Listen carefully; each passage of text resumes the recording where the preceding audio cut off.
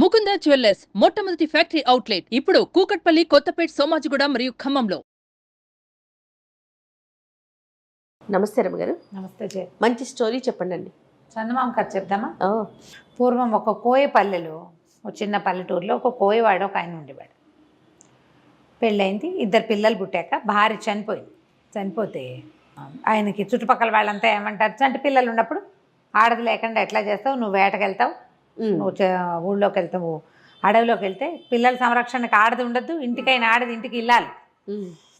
ఇంటికి ఇల్లాలు ఉండాలని పెళ్ళిళ్ళు చేసేవాళ్ళు. రెండో పెళ్ళి చేస్తే అదొక రాకాసి. ఆవిడికి సవితి పిల్లలంటే గిట్టేది కాదు. ఈ పెద్ద పిల్లలిద్దరు, ఒకడు సింగన్న, పిల్ల పేరు దుర్గాలు. సింగన్న తెలివైన వాడు, కొంచెం తప్పించుకోవటాలు అవి చాతొచ్చిన వాడు. ఆ దుర్గాలు తెగ ఏడ్చేది చిన్నపిల్ల తల్లి, సవితి తల్లి పెట్టే బాధలకి. అన్నిటికీ కసిరి కొట్టేది, వేళ్ళకి పెట్టేది కాదు, సగమే పెట్టేది. ఏదైనా తింటే ఎంతసేపు తింటావనేది, పని చేయించేది, బాగా చిన్నపిల్లతో అన్ని పనులు చేయించేది. దాని చేతులు పుళ్ళు పడిపోయి కాళ్ళకి దెబ్బలు తగిలి ఏడ్చుకుంటూ ఉండేది. పాపం సింగన్నకు బాధగానే ఉండేది. అయితే ఈ చెల్లెని తప్పించగలిగినంతసేపు తప్పించేవాడు, ఇక లేకపోతే లేదు. ఈ సవితి తల్లికి ఏమనిపించిందంటే, వీళ్ళని ఇట్లా ఏడిపించుకు తింటాం ఎందుకు, వీళ్ళని పీడ విరగడి చేసేసుకుందాం అని చెప్పి ఓ తెలిసిన చుట్టాల అబ్బాయిని ఒకరిని పిలిచి, ఒరే వీళ్ళని అడవిలోకి తీసుకెళ్ళాలిరా అని చెప్పి. పిల్లాడికి ఏం చెప్పింది, మనకి మందులు ఏవో కావాలి, మందులు నూరుకోవాలి, ఆ మందులకి కావాల్సిన మొక్కలు అడవిలో ఉంటాయి, పనివాడు వస్తాడు, నువ్వు వాడితో వెళ్ళు అని చెప్పింది. నువ్వు ఒకటివే ఏం పోతావు, చెల్లిని కూడా తోడు తీసుకెళ్ళు అని చెప్పి చెల్లెల్ని కూడా పంపించింది. వాడు పిల్లాడు ఇదేదో ఎత్తేస్తుంది అనుకుని వాడు ఆడుకునే కాయ ఇవి ఉంటాయి, రాళ్ళు, గులకరాళ్ళు, ఆటలాడుకునేవి, అన్ని గులకరాళ్ళని జేబులు పోసుకున్నాడు. వెళ్ళే దారిలో ఒకటి వేసుకుంటూ వెళ్ళాడు. ఆ పనివాడు ఏం చేశాడు, అడవిలో ఒక చెట్టు కింద తీసుకెళ్ళి, మీరు ఇక్కడే కూర్చోండి, నేను మళ్ళా వస్తా, అక్కడెక్కడికో వెళ్ళి ఆ మొక్కలు ఏవో పీక్కొస్తానని ఇంకో దారి గుండా వెళ్ళిపోయాడు. వెళ్ళిన దారినే మళ్ళాడు అనుకో, పిల్లాడికి అర్థం అవుతుంది, కొంచెం పెద్దవాడు కదా, ఓ 10-11 ఏళ్ళ వాడు, 11-12 ఉన్నాయి. పిల్లకు ఒక 7 ఏళ్ల పిల్ల, 6-7 ఏళ్ళు ఉంటాయి. ఆ నుంచి ఈ పిల్లాడు ఏం చేశాడు, కొంచెం చీకటి మసలేసరికి ఓహో వీడు వదిలిపెట్టి వెళ్ళిపోయాడని ఈ రాళ్ళు వేసాడు కాదు, ఇవి ఒక్కొక్క రాయిని వెతుక్కుంటూ రాత్రికి వెన్నెల్లో కొంచెం మెరుస్తున్నాయి వేసిన రాళ్ళు. తను వేసిన వాటిని వాడు గుర్తుపడతాడు కదా, రోజు ఆడుకునే గులకరాళ్ళు. ఆ దారి వెంబడే నడుచుకుంటూ ఇంటికి వెళ్ళిపోయాడు. చీకటి పడలేక ఇంటికి వచ్చిన పిల్లల్ని చూసి రుసరుసలాడిపోయింది సవితి తల్లి. ఏదో తిట్టింది. ఒక 4 రోజులు గడిపాక మళ్ళీ ఇంకొకరిని కేకేసింది. అయితే ఈసారి ఏం చేసింది, సమయం ఇవ్వాల. పిల్లాడికి ముందు రోజే చెప్పింది అనుకో, వాడు ఏదో ఒక ఏర్పాటు చేసుకుంటాడు వెనక్కి వచ్చేయటానికి. అప్పటికప్పుడు నువ్వు వెళ్ళమని పంపిస్తే వీడేం చేశాడు, వాళ్ళ అమ్మ ఆవిడేం చేసింది, పిల్లడికి రొట్టెలు ఒత్తి, మాడిపోయిన రొట్టెలు అంత బెల్లము ఇచ్చింది. వీడేం చేశాడు, ఆ రొట్టెలు చిన్న చిన్న ముక్కలు చేసి వెళ్ళే దారిలో వేసుకుంటూ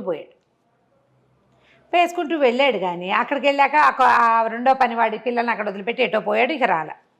వీడు రొట్టెలు వెతుక్కుంటూ వెనక్కి వద్దాం అనుకున్నాడు. కానీ అడవిలో ఈ రోడ్ల మీద పురుగులు, చీమలు అవి ఇవి ఉండవు, తినేసినాయి. రొట్టెలు కాస్త ముక్కలన్నీ పిండి అయిపోయి ఎవరిది వేడి దారిని పట్టిన అవి పోయినాయి. దారి కనపడలా. ఇకేం చేస్తాడు, వెతుక్కుంటూ ఈ చెల్లెల్ని వెంటేసుకుని ఏవో 2 కాయలు ఏవో కనపడితే ఆ 2 కాయలు, బెల్లం ముక్క ఒకటి ఉంది, బెల్లం ముక్క పెట్టి చెల్లెలకి తినిపించాడు. వాడు నడవడం మొదలుపెట్టాడు.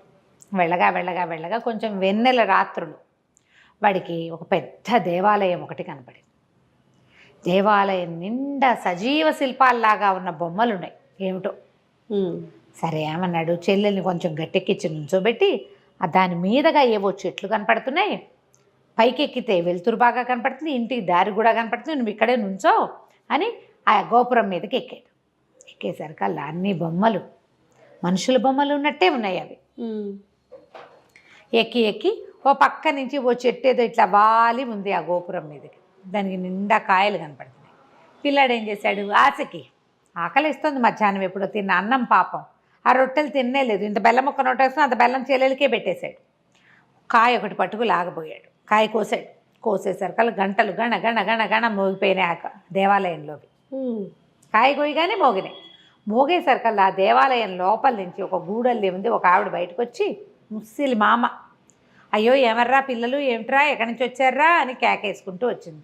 కింద నుంచున్న 6-7 ఏళ్ల చిన్నపిల్ల, పైన ఎక్కిన కొంచెం పుష్టిగా ఉన్న పిల్లవాడు. కనపడేసరికి కేకేస్తుంది, రండిరా రండిరా, మా నాయనే అడవిలో తిరుగుతున్నారా, దారి తప్పిపోయారా, రండి రండి అని లోపల తీసుకుపోయింది. చక్కగా సుష్టుగా అన్నం పెట్టింది, పప్పు కూర అన్నీ వేసుకుని శుభ్రంగా తిన్నారు. తెల్లవారు లేచి మా ఇంటికి వెళ్ళిపోతామవ్వా అని చెప్పాడు. అలాగేరా అంతకంటేనా అంది. కానీ తెల్లారి లేవలా సింగన్న. తెల్లవారేసరికల్లా ఒక గూడు లాంటి దాంట్లో ఎలా ఉందంటే అది ఒక జైలల్లే ఉంది, గుహాల్లే ఉండి జైలల్లే ఉంది. మంచానికి వేసి తాళ్ళకేసి కట్టేసి ఉన్నాడు వాడు. ఏ మంచం మీద పడుకున్నాడో ఆ మంచం మీద తాళ్ళతో కట్టేశాడు. అయ్యో, తను జైల్లో ఉన్నట్టు అర్థమైంది వాడికి. తాళ్ళు తెప్పి చూస్తే కనపడుతోంది. ఏం చేస్తాడు, మంచం మీద పడి ఉన్నాడు. చెల్లి లేదని బాగా ఇదైపోయాడమ్మో, చెల్లి ఏమైపోయింది అని. అది మాత్రం అటు ఇటు తిరుగుతోంది. దాన్ని కట్టేలా దీనికి ఇంతలా తాళం వేశారు ఈ జైలుకి. అక్కడి నుంచి ఆ పిల్లతోటి ఆ పని ఈ పని అన్ని పనులు చేయించేది ఆ ముసలిది. చెల్లెలు తన్నయ్య లేకుండా బయటికి పారిపోయి అదేం చేస్తుంది, అదే అంత ధైర్యం లేదు. పైగా పిరికి పిల్ల, అన్నిటికీ ఏడుస్తుంది అది. అన్నయ్య ఇక్కడే ఉన్నాడు కాబట్టి అక్కడక్కడే తిరుగుతోంది. దానికో ముద్ద పెట్టేది. అక్కడి నుంచి వీడికి మాత్రం తిండికి లోటు లేదు.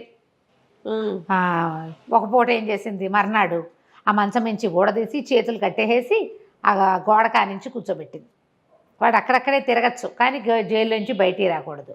రోజు మంచిగా వంట చక్కగా చేసి వీడికి తినిపిస్తుంటే సరే బాగానే చెల్లెలే పట్టుకొచ్చేది. ఏం చేసావు పని, వాళ్ళు నువ్వేం తిన్నావు, నువ్వు ఎక్కడికి వెళ్ళావు అంటే అది చెప్పేది. ఆ పని చేసా ఈ పని చేసా, అక్కడ తిరిగా ఇక్కడ తిరిగా, అవి తిన్నా అని అన్నయ్యకి అన్నం పెట్టేది తీసుకొచ్చి. రోజు చెల్లెలే మోసుకొచ్చేది.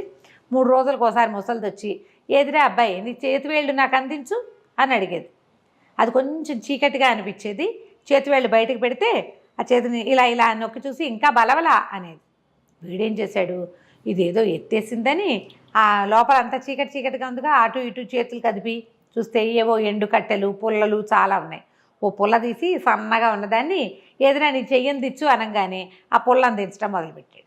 ఆ ఎండు పుల్ల నొక్కి చూసి ఇంకా బలవలేదు అనేది. సరికి ఇది ఏదో చేస్తోందని అనిపించింది. అయితే ఏం చేస్తుంది, దుర్గాలు ఉందిగా పిల్ల, అటు ఇటు తిరుగుతూ అది చెప్పింది, అన్నయ్య ఇవాళ ముసలిమామ ఏం చేసిందో తెలుసా, పెద్ద పొయ్యి ఉంది లోపల, ఎక్కడో లోపల గదిలో. ఇప్పుడు పొద్దున పేడ మోసుకెళ్తోంది, ఎందుకో పేడ మోసుకెళ్తోందని నేను కూడా వెళ్ళాను. ఆ పేడ తట్ట ఇంత తట్ట ఈ పిల్ల మొయ్యలేదని అదే మోసుకెళ్తోంది ముసలమ్మ. పెద్ద పొయ్యి ఉంది, పొయ్యి అంతా అలికింది నున్నగా, కింద మంట పెట్టాలి దానికి, పైన ఇంత పెద్ద మూకుడుంది. ఎంత పెద్ద పొయ్యో ఎంత పెద్ద మూకుడో అని చెప్తే అమ్మో ఇదేదో వేస్తోంది వేషం అనుకున్నాడు. మళ్ళీ ఆ రోజు అలికిందని చెప్పిందిగా, ఆ మర్నాడు ముసలిమామ ఈ కుర్రాడిని అరే ఇది చెయ్యని తెచ్చగానే వీడు ఎండు పుల్ల అందించాడు ఎప్పట్లాగానే.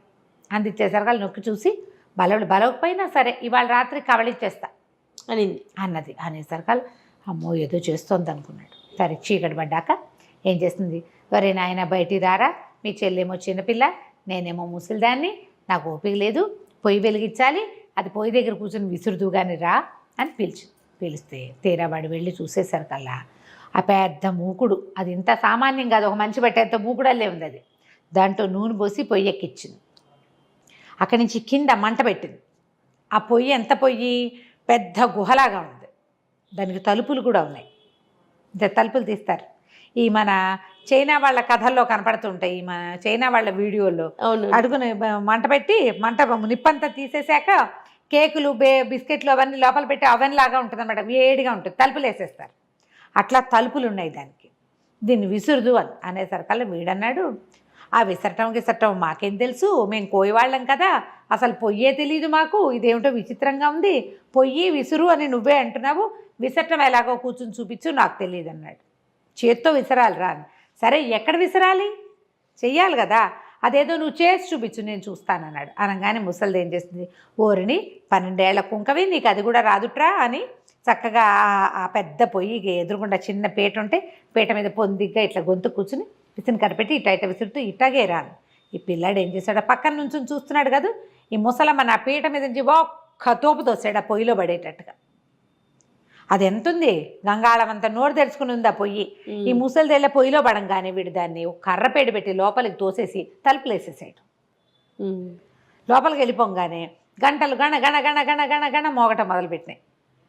అంతకుముందు గంటలు ఎప్పుడు మోగినాయి, వీడు మామిడికాయ కోస్తే పండుగ వస్తున్నప్పుడు అక్కడి నుంచి ఆ గోపురం మీద ఉన్న విగ్రహాలన్నీ మనుషులైపోయినాయి.